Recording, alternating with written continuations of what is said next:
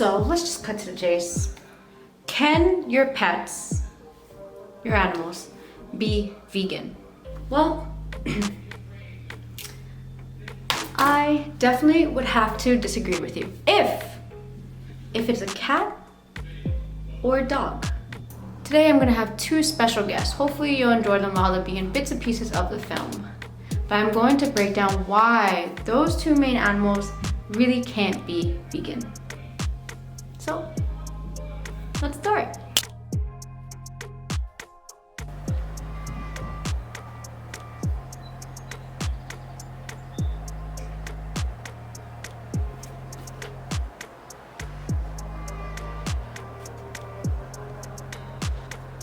I've done research on it and I hope that if you agree, thumbs up. If you disagree, comment below why. So for example, cats are more obligated carnivores, which means they need meat in order to survive. However, for dogs, they're more omnivores, which means like they can eat both meat products and plant products in order to survive.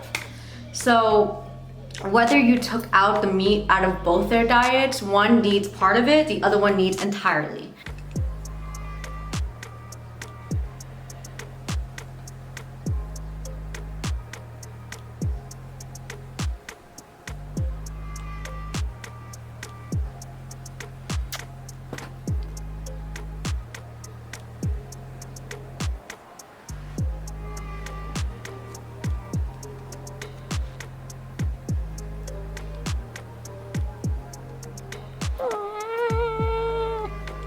Actually need meat in order to have a full balanced diet, full packing nutritious diet. There is no way to take that out because majority of their vitamins are needed in animal sources. Whereas for humans, if you want to like compare and contrast, we are able to do so many different diets, right? If you can do any diet you want, if you do it right. And I have explained this to people. I understand that veganism is not for everybody. And I understand people that are vegan doesn't mean that your animals are. So please understand that. So since you guys know a little bit of my cat and his friend Apalita, obviously my cat's name is Apollo, let me talk a little bit more about cats' needs. I do not have a dog, however my sister has a dog. I am not a big dog person, however I have a dog in my house. So I definitely know her diet is exactly what I'm talking about. They definitely have meat in it and obviously some vegetables on the side for her. That's already packaged type of meal. But I'm going to go towards a little bit for cats right now, right? Let's talk about taurine. So taurine is an essential amino acid for both animals. Now I just want to make this clear to you. I have seen it for dogs where they can take it as a supplement of another source besides having meat. That doesn't mean that they can take out the meat products, right? It just means they can find it somewhere else. For cats, and I definitely know for Apollo, I went everywhere to find this out, it's actually formed in a lot of eggs or fish, a lot of egg yolks or fish. And I noticed that there's no other way, and I do not want to have my cat living on supplements the rest of his life, you know what I'm saying? And I don't think that there really is that much supplements even being made or tested for cats. I don't want to disrupt him from the circle of life. Now I understand that your animal is your pet, right? But he is still an animal, correct? They were at one point, and some of them still are, from the wild. They are naturally from outside, from the wild. How I got my cat, let's give you a little bit of background history.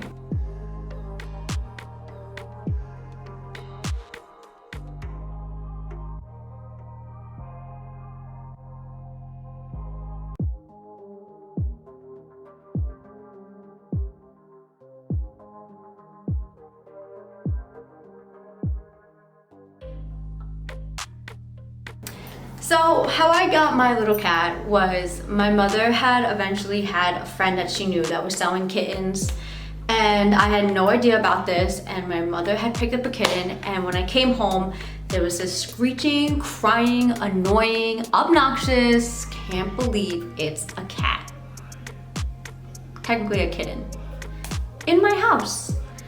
And I want to be so crystal clear, I was not a cat person.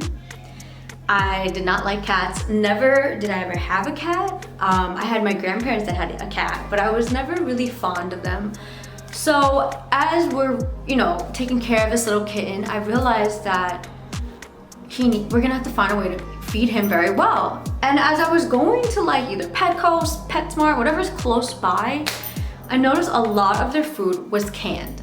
Canned, 94 cents, 86 cents, 82 cents canned food. I was like, that's what they eat? Doesn't make sense.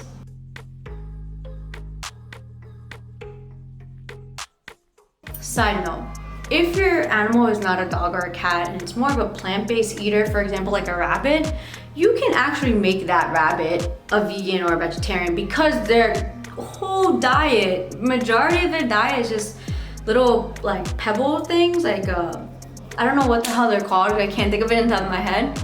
And hay, lettuce, carrots, they're a bunch of like plant eaters really.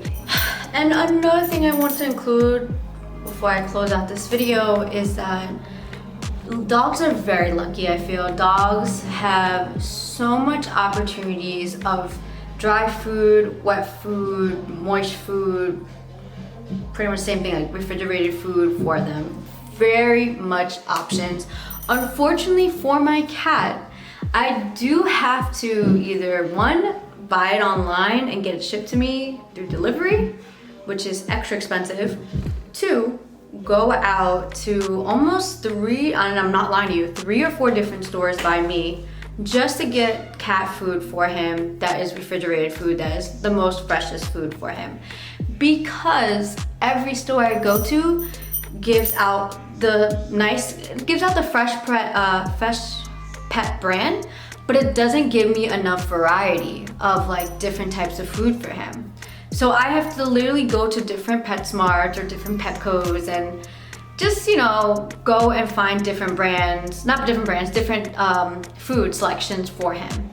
And it's annoying because not every store, I'm assuming it has to do with what store delivers what, like what's the volume of how much it makes. Like for example, if this one was more cranberry and chicken and this is more salmon and I don't know, whatever is higher, that's what they're gonna sell. So they probably don't sell that much variety regardless. And any pet place I go to, there's only a small section for a cat in the fridges, while the rest of the fridge that's full that they pretty much have, it's pretty big size, is all dog.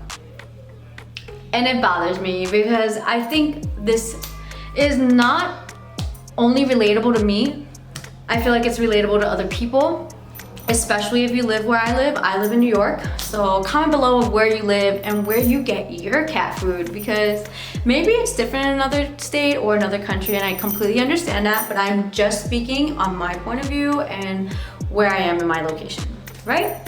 So honestly, for dogs, I think there's more of a leeway to make them more healthier and rotating their food, versus for cats, I feel like you have to go a little bit out of your way.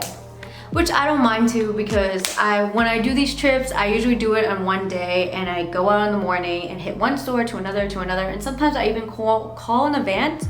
Or if I don't want to do that, I will just go on the website and I will pick out fresh foods for my cat that can get delivered to me. And yes, it's a little bit more expensive, but once in a blue moon, I do it as well. So it's all about where you're gonna put your money. And I also just want to tell you, yes, this video is mostly on the fact if your dog or cat can be vegan, but I also want to leave you with this video that you need to make sure you take care of your cat's diet and your dog's diet, because I've noticed that a lot of animals, when I had to go get a checkup for my cat way back, he had to get neutered. And the reason why I neutered him, the only reason why I neutered him, was because male cats tend to spray their semen everywhere. And I was like, I have to neuter him. So to make a long story short, I have went in there and I have seen so many animals that had heart disease, leg problems, diabetes, high blood pressure, kind of like the symptoms that humans have when they don't take care of themselves, correct? Well, I didn't understand why animals had that. And you know, people would tell me, oh, why do you go all the way out for your cat? The reason is I treat my cat as if it was my son. I treat my cat as if it was my own. I treat my cat as if it's someone, someone, something, him, her, whatever, him, actually not a her. I'm taking care of it, you know? It's mine. I take care of it, I take full responsibility. It's my baby. Like, I don't care what anybody says.